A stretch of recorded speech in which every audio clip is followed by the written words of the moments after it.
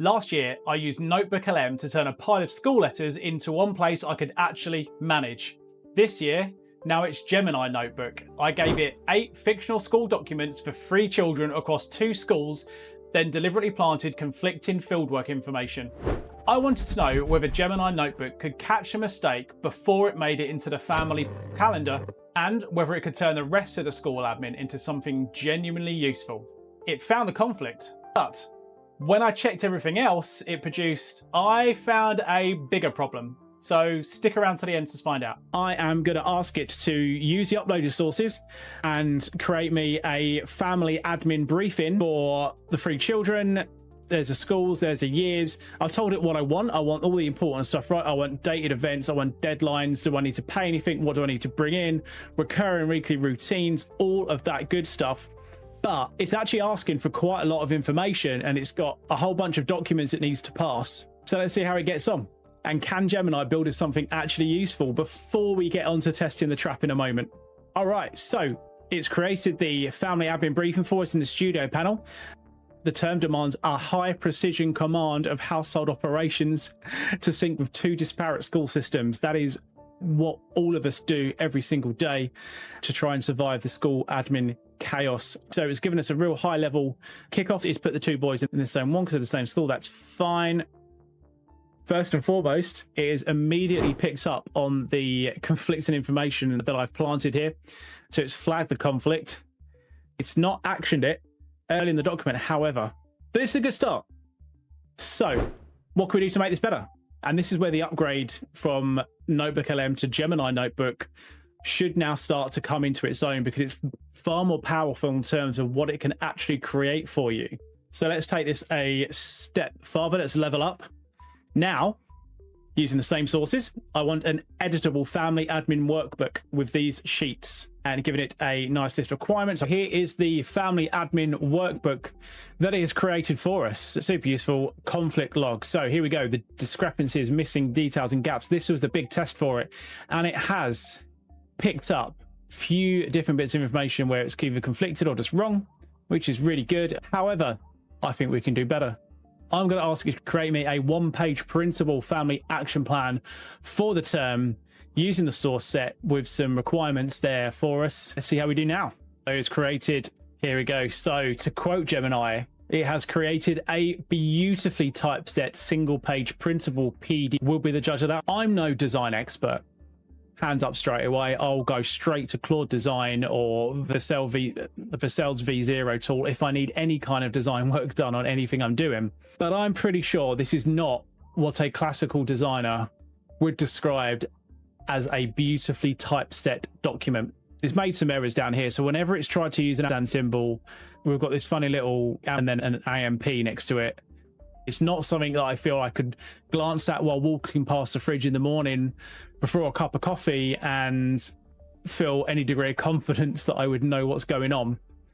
I wanted to check its own homework. I would like it to audit all of the documents and information that is provided and that is created.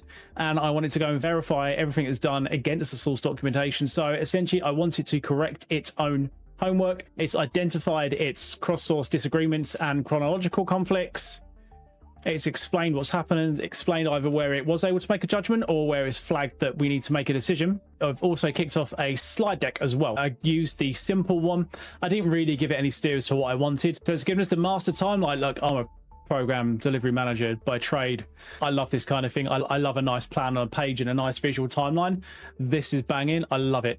The presentation's actually been one of the more useful things it's created in terms of actually giving us some artifacts so we can print off and use. So there we go, the upgraded, updated Gemini Notebook. And how did it do? So on the test that I deliberately set, Gemini passed. It was great. It found the conflicting fieldwork date. It showed me the 2 sources that disagreed. And instead of quietly picking one date and pretending everything else was fine, it kept that conflict visible in all plans and artifacts. Find the conflict.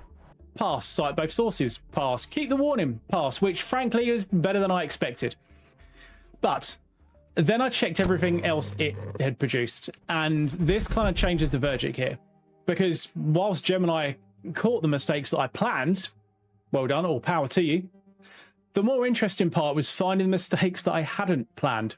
In the longer briefing, it told me that the household ParentPay account needed to be pre-funded with at least £50 by the 1st of September. None of my source documents said that. It said that missing Isabel's medical update would legally bar her from boarding the coach. Again, much stronger than anything in the school material. And then it went further. It claimed the school wouldn't administer first aid or allow off-site participation without those records. Now, might sound plausible. It also might be the truth, but plausible isn't the same as pulling from source material facts. And that's what I asked it to do. I asked it to pull from the sources and tell me the facts. It's taken a couple of bits of information and it's assumed an outcome. That's a danger to look at. Now, then there's the locker. The actual school information says that if Isabel wants the locker, I need to submit a request by the 18th of September. That's it. Now, Gemini noticed that no price was listed and somehow then turned that into an unspecified locker fee that I should start watching ParentPay for. Now, again, that's an assumption it's made. There may be no fee at all for the locker. I may just need to reserve one. I may need to provide my own padlock, in which case I'm not paying the school at all. And then the language starts to get a little bit ridiculous. Deploy transport, driver required, household staff. Don't get me wrong, I do feel like household staff most of the time, but I don't expect to take that from an AI. Apparently getting 3 children to school now requires a small logistics command center. So it may be onto something. Now, it's funny because there is a serious point underneath it and a lesson to learn. The source extraction was pretty good. The trouble started when we gave Gemini more freedom to interpret those facts and turn them into an authoritative sounding operations briefing. And that's where it began hallucinating and filling the gaps and making those assumptions. And this comparison is probably the most useful thing I learned from the whole test. The simpler output was better. The one-page action plan, whilst not very beautifully typeset, stayed much closer to the actual source school material because there wasn't any room for it to breathe and to fill in any gaps. It kept the fieldwork conflict visible. It still wasn't perfect. The locker fee assumption survived this one too, so I still wouldn't take the nice clean layout as proof that everything is inside is right. Then I did one more thing. I asked Gemini to audit its own outputs against the original 8 sources, and that's where it gets even more interesting for you if this is your bag. But it told me that the instructions to make separate parent payments for accounts had been omitted, but they hadn't. $750 separate charge.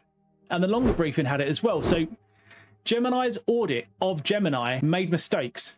And that's the bit I'd keep in mind if you're attempting to solve AI mistakes by asking AI to check itself.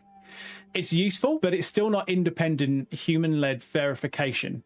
So what would I actually trust this with? I use Gemini Notebook to do the boring first pass. Pull the dates, split it across the kids, build the payment list, combine the routines, find the places where the sources disagree. That's where the real value is here, and that's where you're going to save a huge bunch of time. But before I acted on it, I'd still go back and check the sources for 4 things, right? Dates, especially where documents disagree, money, anything involving medical or safety claims, and anything where Gemini appears to have filled in something that the school never actually said. And if your family planner suddenly starts talking about deploying drivers and household staff, that's probably a decent sign that it's stopped reading the school letters and has started writing a management consultancy report for you. So, can Gemini handle a term of school admin as an organizer? Yeah. Largely nailed it. In this test, it handled 8 constructed sources across 3 children and 2 schools and caught the conflicts that I planted, cited the evidence and produced a generally useful workbook and a 1-page plan. But it also added assumptions and consequences that weren't supported by the sources. And even its own final audit got one part of the output wrong. So my verdict's pretty simple. And ironically, it's incredibly similar to my verdict for my last video where I was talking about having Microsoft Copilot create work documents for you. I'd use Gemini to turn the school paper pile into a first draft of what matters, but I wouldn't treat that draft as gospel and final. Always do a human final pass. So, good organizer, useful conflict detector, still needs source checking. And as I said earlier, if you want the simpler setup of how I started this last year, where I put all the school letters into one notebook in the first place, that video is on screen now. Go and enjoy watching that. Thanks for watching and stay featured.